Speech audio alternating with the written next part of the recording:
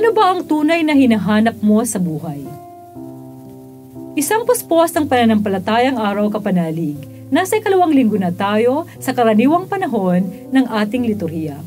Pasalamatan natin ang Diyos sa isang linggong nagdaan, sa mga biyaya at pagpapala, lalo na sa patuloy niyang pag-iingat at paggabay sa atin hanggang sa sandaling ito. Ito po ang inyong lingkod, Sister Lines ng Daughters of St. Paul, na nag-aanyayang buksan na natin ang puso at isip sa paggabay ng banal na spirito upang maunawaan ang mensahe ng mabuting balita.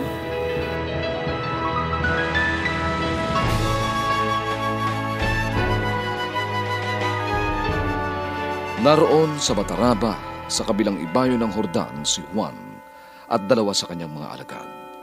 Pagkakita niya kay Jesus na naglalakad, ito ang kanyang sinabi, "Ayan ang kordero ng Diyos." At narinig ng 2 alagad ang kanyang binigkas, at sinundan nila si Jesus. Lumingon si Jesus, at nakita niya silang sumunod sa kanya, at sinabi niya sa kanila, "Ano ang hinahanap ninyo?"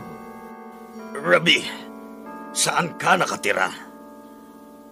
"Halik kayo, at makikita ninyo." At pumaroon sila, at nakita nila kung saan siya tumutuloy, at maghapon silang nanuluyan sa kanya. Mag-iika-4 ng hapon ang oras noon. Si Andres, na kapatid ni Simon Pedro, ay isa sa 2 nakarinig kay Juan at sumunod sa kanya. Una niyang hinahanap ang kapatid niyang si Simon, at sinabi sa kanya, "Natagpuan namin ang Mesiyas."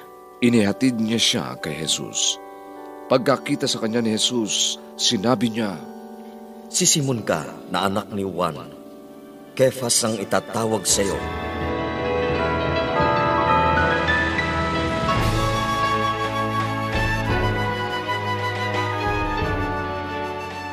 Anong kailangan nyo?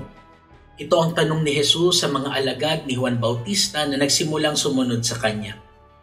Anong kailangan nyo? Anong hinahanap nyo? Hindi ko alam sa inyo mga kapanalig, pero para sa akin ang problema, hindi ko talaga alam kung ano ang gusto ko.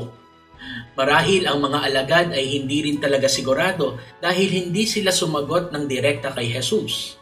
Sa halip, nagtanong sila kung saan siya nakatira. Gusto nilang makasama si Jesus at makilala siya. At ang tugon sa kanila ni Jesus, "Halika kayo at tignan ninyo." Mga kapanalig, sa bawat simula ng bagong taon, madalas nating itanong, ano ba ang hinahanap ko? Masaya ba ako kung nasaan ako? Ito na ba ang lahat? Ang tugon ni Jesus sa mga alagad ay tugon din niya sa atin. Halika kayo at tignan ninyo.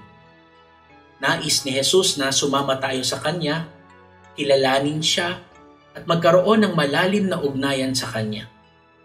Tandaan natin ang sagot sa pinakamalalim na katanungan at pangangailangan ng sangkatauhan ay hindi sa isang intelektual na solusyon o sa filosofiya makikita, kundi sa isang tao, kay Jesus, ang salitang nagkatawang tao.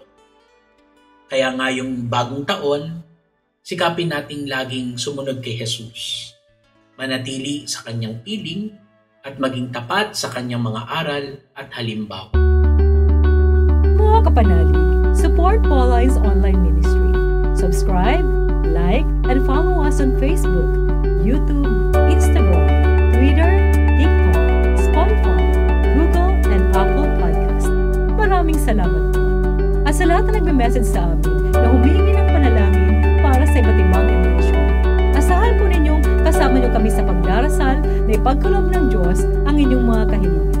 Ito po muli si Sister Lines ng Daughters of St. Paul na nagpapaalalang bagong taon 2024 ating ipagkatiwala sa mapagpalang kamay ng Panginoong Diyos